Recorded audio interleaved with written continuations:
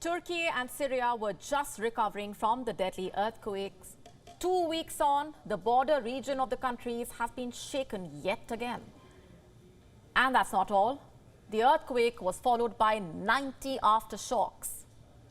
Our next report telling you more.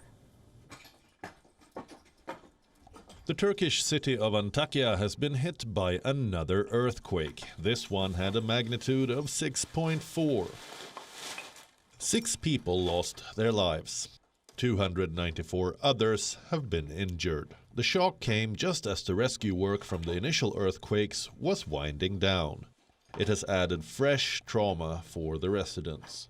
The latest earthquake also impacted some health facilities that housed victims of the February 6th earthquakes. Turkey's Disaster and Emergency Management Authority says the disaster was followed by as many as 90 aftershocks. For many, the worst fears have become real. This is what one of the survivors had to say. I cannot sleep at night. Is the same thing going to happen? Are we going to experience another earthquake? We are very scared. I haven't slept for a week. It's reached a certain level that sometimes I cannot feel my feet. People are suffering. Some were seen scrambling for their belongings. Many have lost their loved ones. Millions were already left homeless. But what is the government doing about it? President Tayyip Erdogan is facing rampant criticism.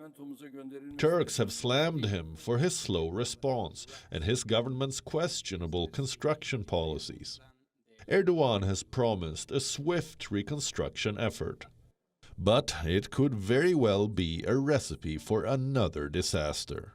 Why is that? Because it's very likely that safety steps are sacrificed in a hurry to rebuild. Aid from other countries was trickling in slowly. Germany, which is home to the largest Turkish diaspora in the world, has shipped more than 340 tons of aid.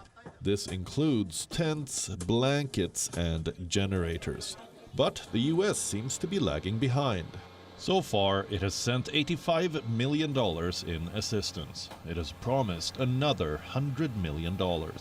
That too, not directly to the government, but to the international and non-governmental groups involved in the rescue and recovery efforts. But it seems too little, too late. Where was this aid when Turkey and Syria needed it the most? When rescuers searched day and night for survivors under the rubble? Is the US simply whitewashing its slow response? Infectious diseases are on the rise in the earthquake zone. Survivors don't have access to basic amenities.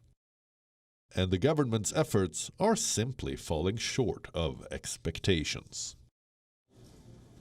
WION now available in your country. Download the app now. Get all the news on the move.